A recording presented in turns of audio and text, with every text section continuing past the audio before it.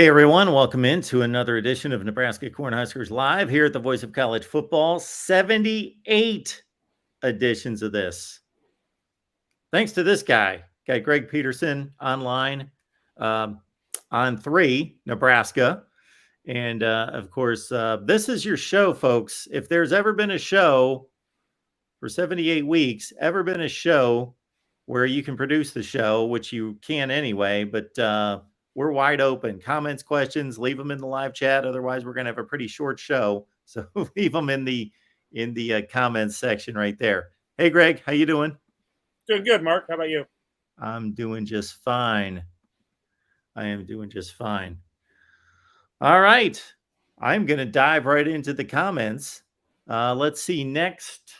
What is it? Tuesday and Wednesday? Big Ten Media Days? Yeah, yep. Week from today, and then Fan Day will be going on next Tuesday at this time as well. Okay. So yeah, it's time to go.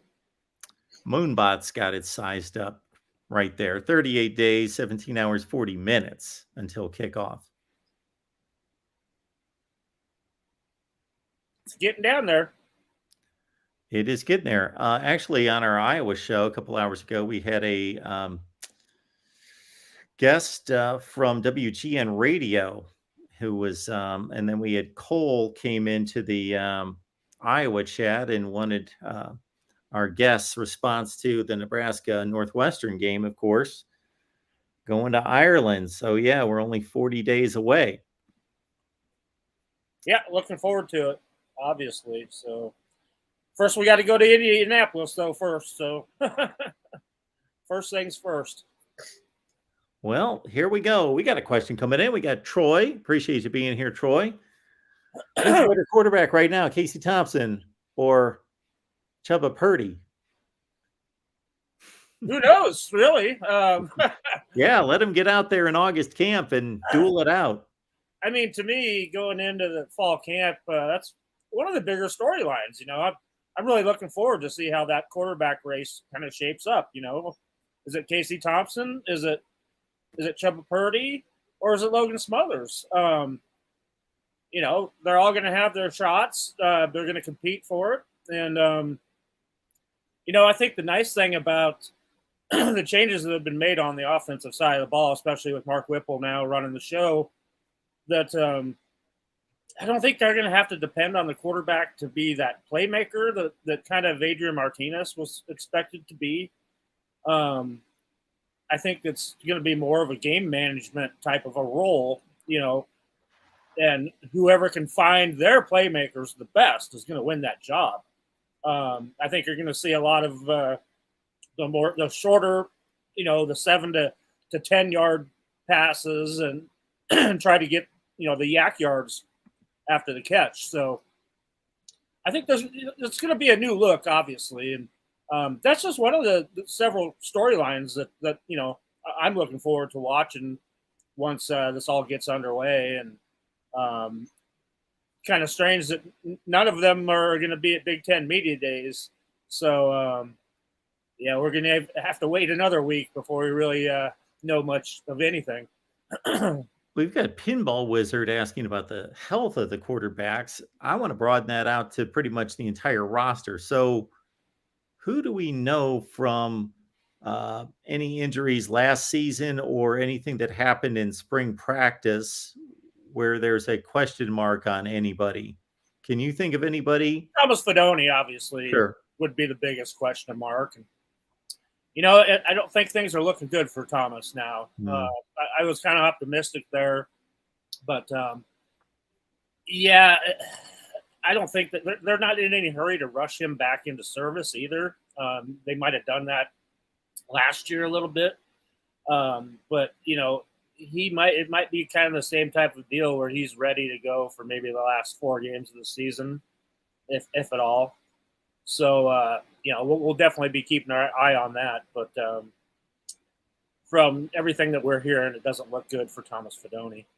Other than that, they're pretty healthy. I mean, they got out of spring ball healthy, barring the guys that didn't, you know, partake in spring ball.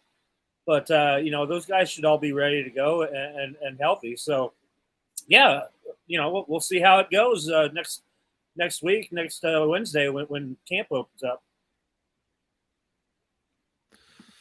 Okay. A lot of good names in the chat here. A lot of people showing up here.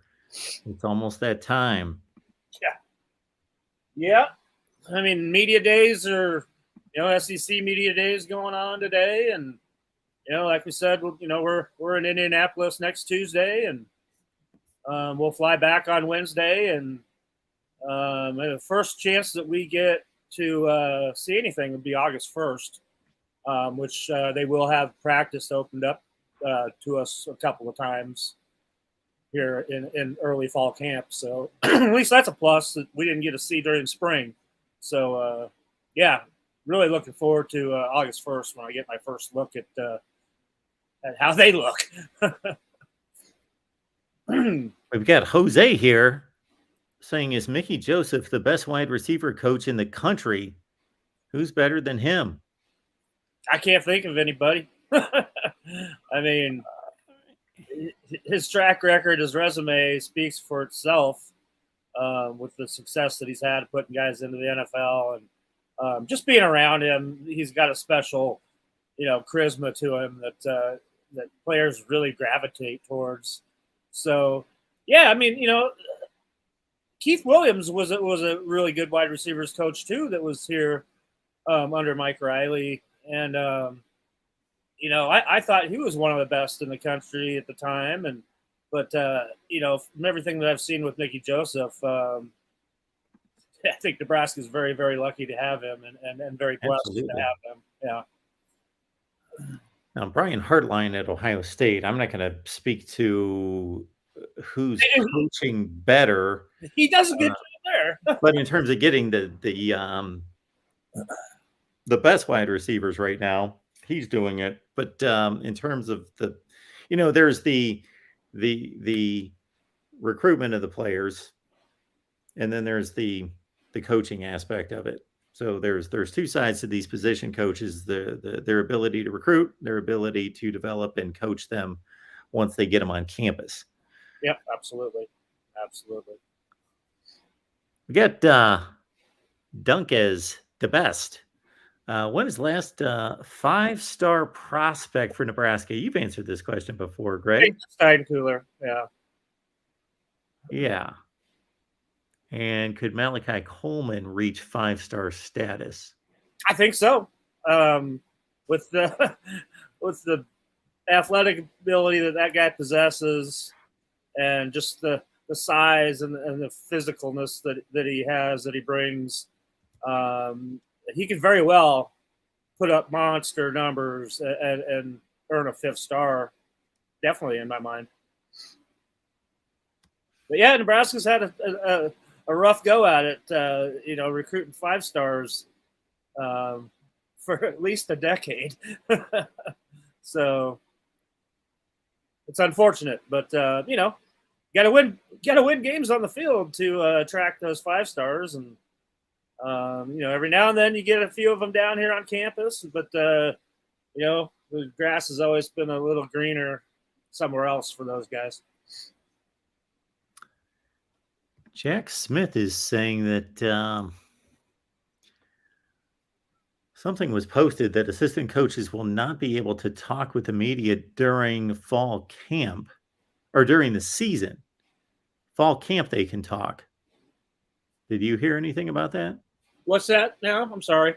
That the assistant coaches would not be able to speak during the season. Yeah, they did kind of change things up. I think it just kind of tells you a little bit that, Scott Frost is under a lot of pressure this year, and I think they're tightening things up. Now that's only going to be during the season, where the only coaches that we'll hear from is Scott Frost and the coordinators. So any of the position coaches, we'll be able to talk to them here in fall camp. And but once the season gets going, yeah, we don't have access to them. So yeah, I just think they're trying to keep things a little bit closer to the vest, just because of the stakes that are out there, for having a good season here. And it to us, it's kind of a bummer, obviously, since a lot of those assistant coaches are just a fountain of information, and it's going to be unfortunate that you can't talk to guys like Sean Beckton and Travis Fisher and Mickey Joseph, obviously. But, we've been spoiled here for a long time, really, compared to a lot of other programs around the country. And, things haven't been all rosy around here for a while. And, we'll see if it gets back to it after it's a successful season, but you never know. Maybe this is Scott Frost being the CEO type thing where, this wasn't something that he had time to worry about in the past. It's hard to say. But that doesn't stop. All those assistant coaches have their media guys that they chat with all the time, not just after practice. So, it's not gonna hamper any information gathering. They'll just have to do it privately. So who was selected to go to Big Ten Media Days for Nebraska? On the offensive side, it's Travis Volkolek, tight end. And then on the defense, it's Garrett Nelson and Quentin Newsom. So, you got a tight end and a rush end and a corner. So, all those guys earned it too. But, you just got to kind of think too that, there's a lot of new faces on this team. And I don't know if it'd be fair to throw a guy into Big Ten Media Days that hasn't played a game here yet. So it makes sense. All right. So we ran a poll last week about Nebraska's running game. And let's pop it up here. So we've got there who will lead Nebraska in rushing in 2022. And we got in 561 votes. Anthony Grant won with a pretty big margin there, 46% from Anthony Grant. And then you got Jacques Yant and Ramir Johnson, Gabe Irvin, 30, 14, and 10%. 561 votes. Appreciate everybody doing that. Anthony Grant going to lead the team in rushing. Yeah, it's hard to say. Obviously, he's the guy that everybody saw in the spring game. With Ramir not playing much because he'd been nursing an injury, and obviously Gabe Irvin coming off of last year's injury. So Yant and Anthony Grant got the bulk of the carries in the spring game. And, there's another name in there, A.J. Allen, that you don't want to forget about either. Yeah. So, again, this is another storyline that I'm really looking forward to, watching unfold here. Because, you're expecting Nebraska to be running the ball a lot more this year. And who the bell cow is that comes out of this group, we don't know right now. But obviously there's a lot of competition there. And it's going to be an open competition, I think, all the way. I know tonight, I think Brian Applewhite's on Husker Sports Nightly as well. So I'm sure Greg Sharp's grilling him about that running back room right now. So Well, it also includes, as Jose is letting us know, Brody Belt, who had 10 carries for 48 yards last year. Do you think he gets any playing time? He's a hard-nosed kid, and he's always available. That's for sure. But there's a brand new coach running the running backs room too, because Ryan Held, I really, really, really liked Brody Belt.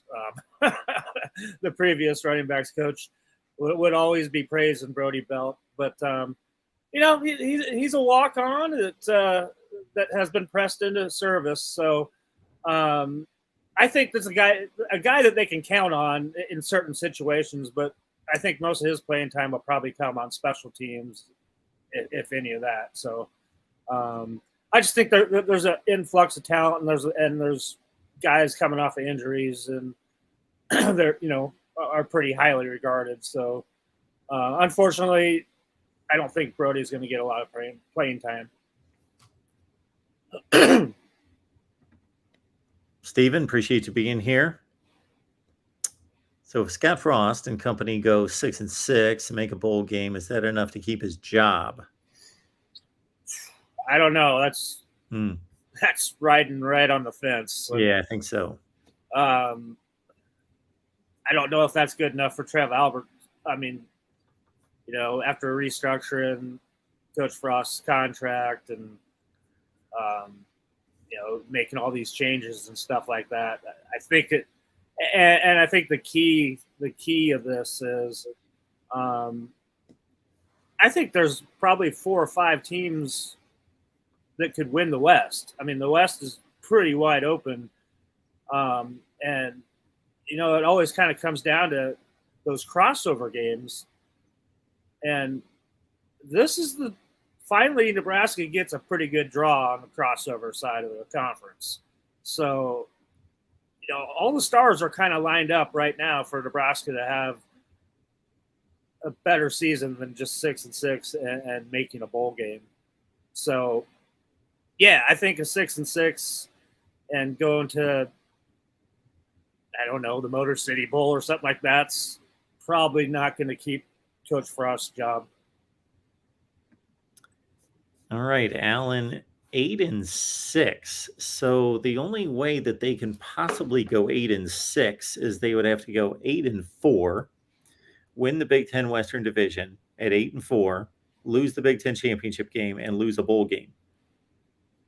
That's the only way that can happen. Yep. That I can think of. Yep. And to go 8-4 and make the Big Ten championship game, that's possible. It's not likely that that's going to get it done. Let's say you lose to Oklahoma, you go 6-3 in the Big Ten. I guess you could have some kind of log jam tiebreaker, and you win the West at 6-3. Okay.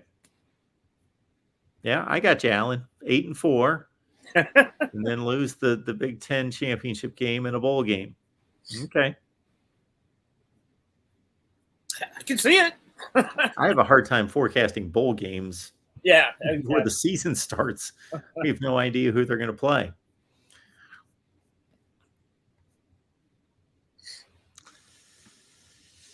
Isaiah Coleman asking, what is the biggest weakness that still needs to be addressed? I think our secondary is still shaky. Great work, guys. Thanks, Isaiah.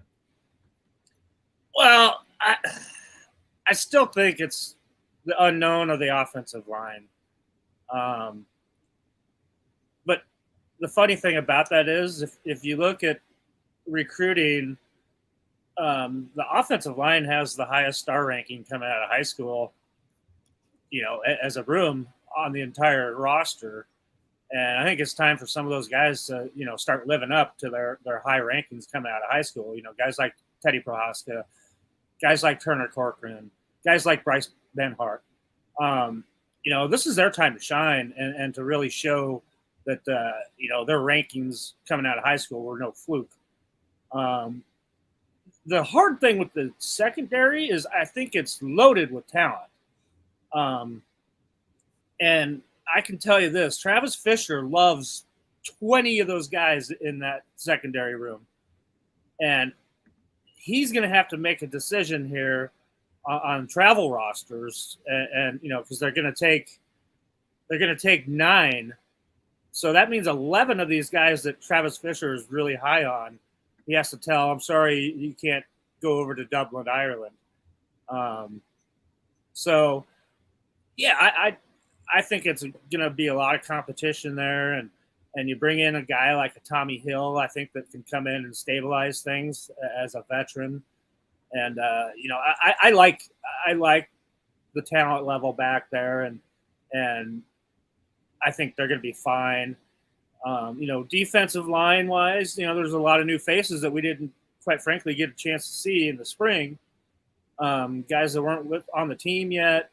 And, so that's going to be interesting as well to see how that develops. And the kind of the funny thing about if you look at the roster now, if you go on like Huskers.com or whatever and look at the official roster, it used to have guys listed as outside linebackers.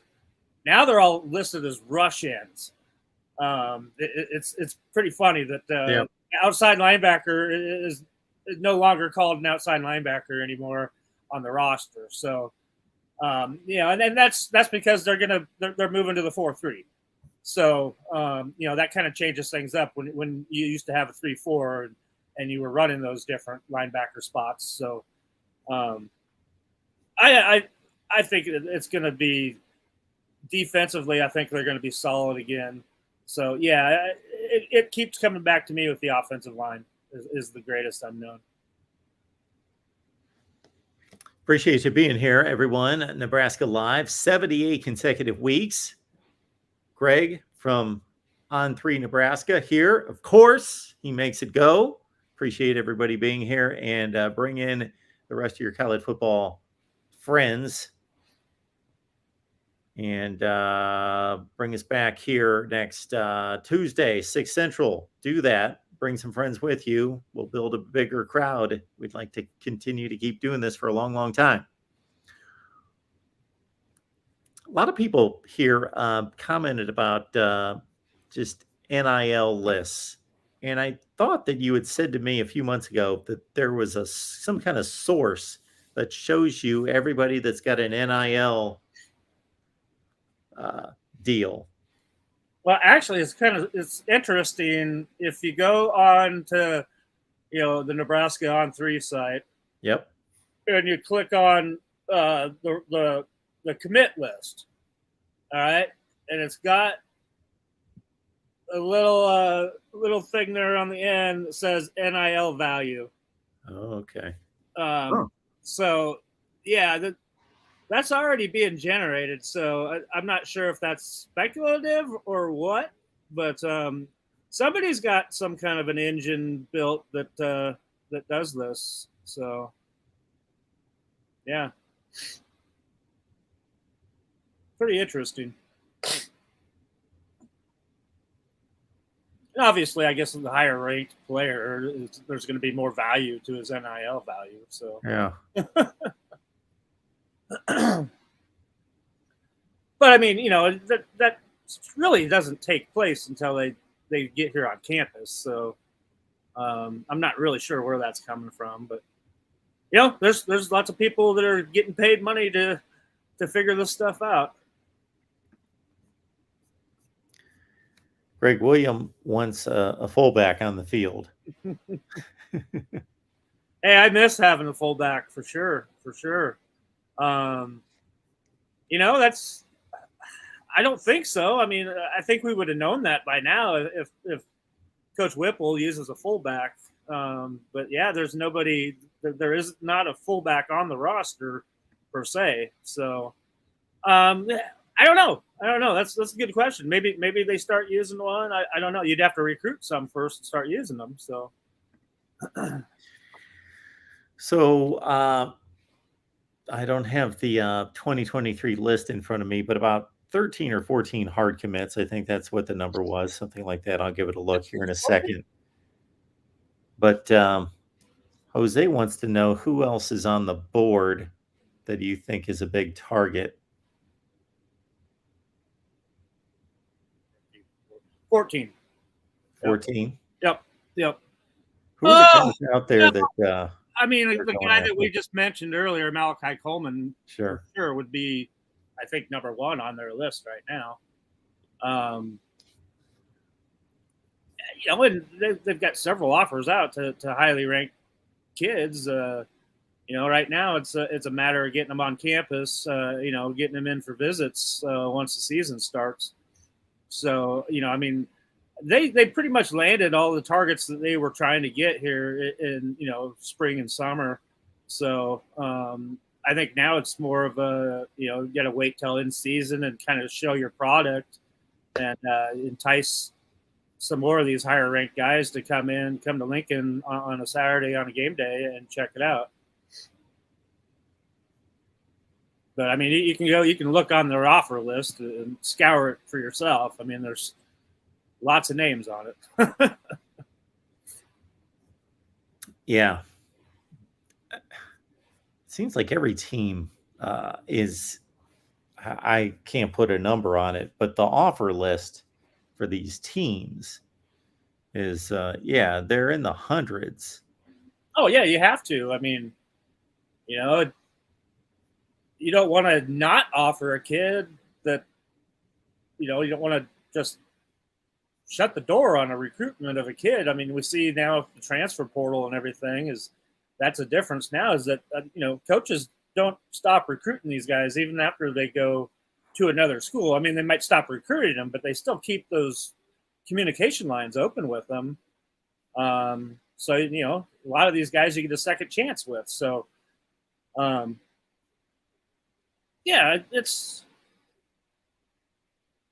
it's a little bit different these days. And obviously, we've seen this change taking part. And, with all the realignment talk now, it's, college football has changed completely, just from a few years ago.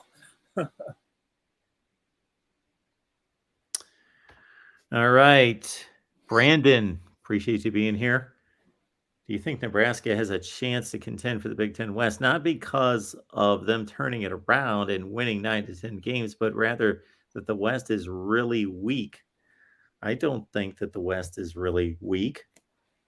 Yeah, you just mentioned earlier, there's 4 or 5 teams probably that have a chance to win the West. So I think it's a lot more parity going on in the West right now. And, like we mentioned a little bit earlier, that, Nebraska's got that favorable draw on the crossover on the other side of the conference. So, I mean, your toughest conference game ends up being Michigan. So, I like Nebraska's chances there. So, you got to come and you got to win those games that you haven't been winning in past years.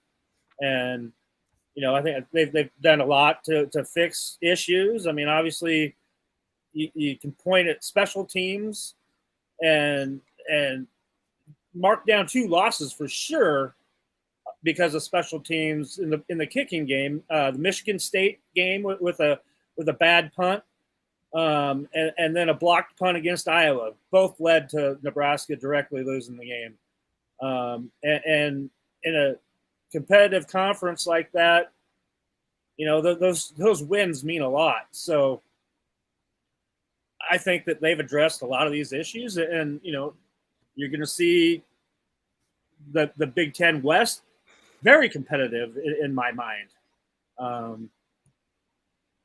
So we'll see how it all shakes out. Our guy Tim is here, of course. Appreciate you being here, Tim. Of course, you know that.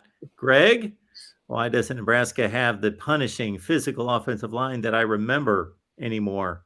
Was it the move to the Big Ten alienated the Huskers from Texas? Coaching philosophies?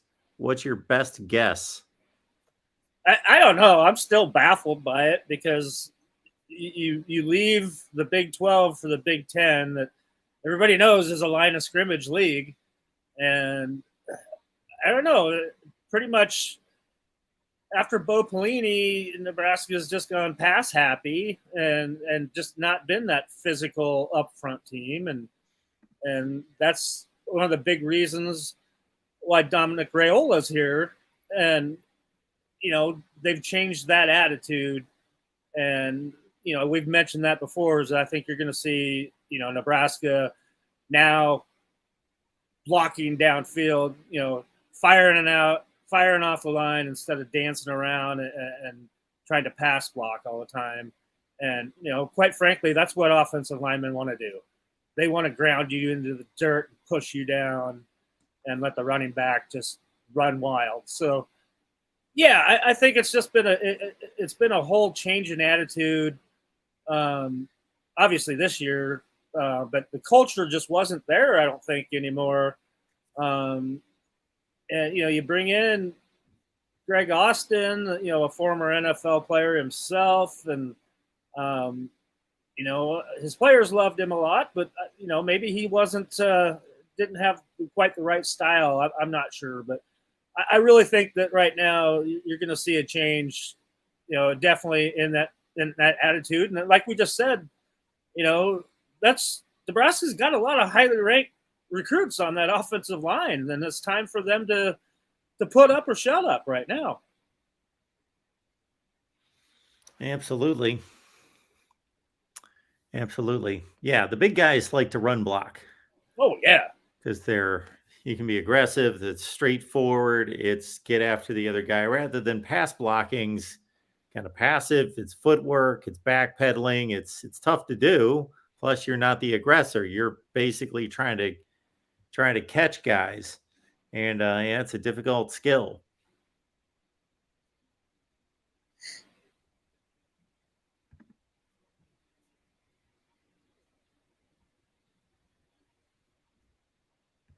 Exactly. Yep. Got Fangway. Is the center this year going to be able to snap the ball to the quarterback without it sailing over his head all the time? Yeah, we all remember that. Well, that guy's playing in the NFL now, though. Yes, he is. He is. Yeah. Well, you hope so, right? We still don't know who the starting center is going to be, so let's start there first, and then we can kind of critique his play.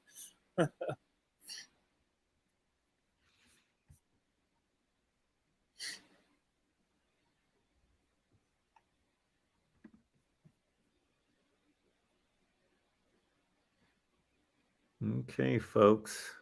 Let's see. A lot of predictions.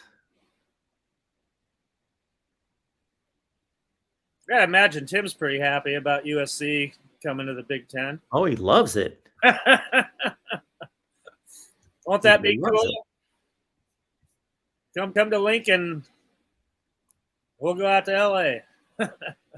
Yeah, I think that's really cool. I just think about teams like Nebraska, Michigan, Ohio State, Michigan State, Penn State. There's just so many in the Big Ten, and seeing them in the Rose Bowl on a regular basis, playing a regular season game, or at the LA Coliseum, just phenomenal. Yep. Yeah. I know that there's a lot involved with these expansion moves, and I've talked them down too in terms of them not being good for college football. But if you're just looking at those matchups, they get me excited. Yeah, they really do. Willie has been throwing out all sorts of comments about Nebraska having trouble winning 5 or 6 this year and who they're going to lose to. And here he says, this is what's great about college football. All fans think their team is going to be better than they are. What makes anyone think Frost is all of a sudden become a good coach, loses all the close games? Yeah, you got to start winning them. That's plain and simple. We talked about some of the issues that they've been addressing, and this is going to be a whole new experience for Scott Frost. He's used to having that play sheet in his hand and worrying about, calling all the plays and everything, and now he can worry about other things that he didn't ever have time to do in the past. So. Any successful coach, you look at them, it's the guys around them that make them successful.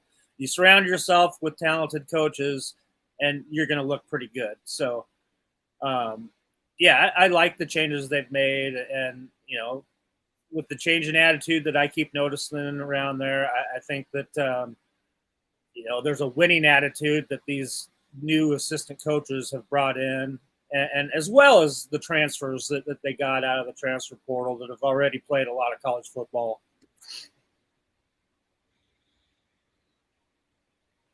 Hey, Jack. Good to see you.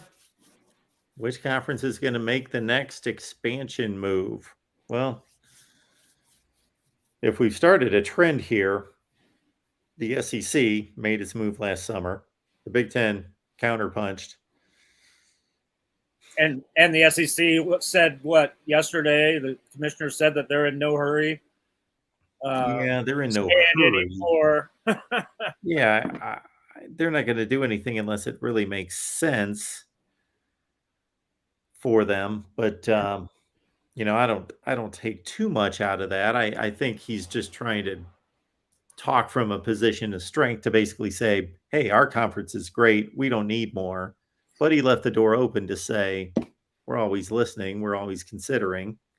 The biggest problem is that now you've got a lot of teams trying to scramble and get out of conferences as well. The ACC, obviously, Clemson wants out of there. Miami wants out of there. Florida State wants out of there.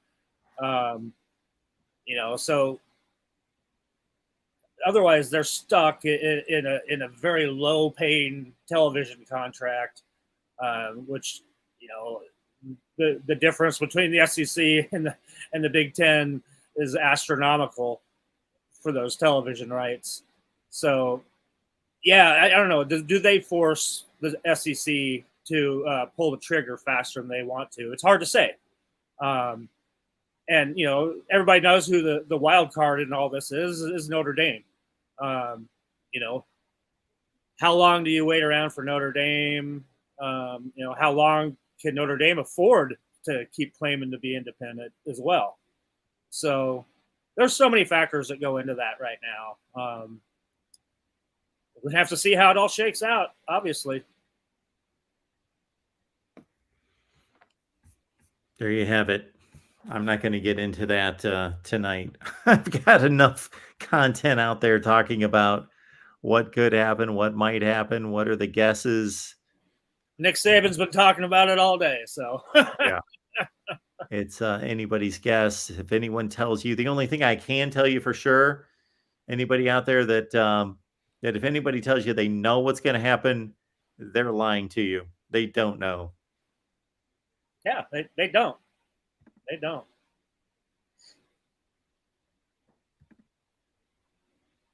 It's just unfortunate. I mean, how Nick Saban even said it earlier is, the haves and the have-nots. And it is unfortunate that what's going to happen to some of these, not so big programs that won't be able to compete without having the revenues that all these bigger programs bring in. Sam, I really don't know why you're applauding Notre Dame for holding pat, but that's your business. I would like to see Notre Dame join a conference. I don't blame them. They can do whatever they want as long as they're being allowed to do whatever they want. But I don't agree with it myself. Well, I mean, you got to think about it too, that, these TV deals are being negotiated and the Big Ten just adds the Los Angeles market to their TV deal, which a lot of that is owned by Fox. And so, Fox has got to be happier in a clam, just gaining all those TVs in their Big Ten package now. And so, these schools are going to be making over $100 million a year off of TV rights. And can Notre Dame afford not to be doing that? Is that fair to their recruits? And, if they can't, provide the upgraded facilities and stuff like all these other schools are doing because they're making a ton of money for being in a conference. And, it's just, it's strange. I don't know how long they can hold out. Yeah, well, there was some news out in the last 24 hours about Notre Dame putting something together with the Big 12. Not that they would join the conference, but maybe something close to what they're doing with the ACC, and they would put together a package of games, and they were looking for $75 million a year from their NBC contract, and I didn't look into it yet, but so they are seriously considering what they need to do to stay independent and how much money they need to make. And they're probably, it sounds like from that they're okay with a gap of, let's say they're making 75 million and everybody in the Big Ten's making 100 million. They're okay with that, but they can't be making 100's on the low side though. could be up to upwards around 125 million. Okay. We don't know exactly what it's going to be, but obviously adding USC and UCLA just bumped the price up quite a bit. But maybe being okay with that kind of deficit, but not being okay with, they're making like $15 or $20 million a year right now. Oh, yeah. They're way down there and not being able to sustain anything there.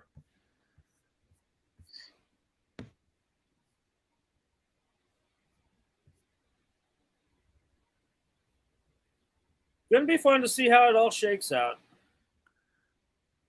All right, this is my alter ego speaking here. Sleepy Mark as Notre Dame creating its own conference with all the independents in Stanford. Well, count up the independents. They don't exist. Who are they going to grab? UMass? That's like the end of the. I think UMass and New Mexico State are the only independents with Notre Dame. Wow. That's not going to do much for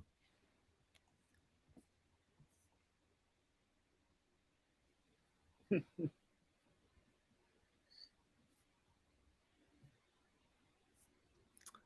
All right, folks. I think we will about wrap it up. We appreciate you being here. Again, we've got the most people here, of course, at the end of the show. And we'll be back here next Tuesday night. And Canadian colleges. I love that one.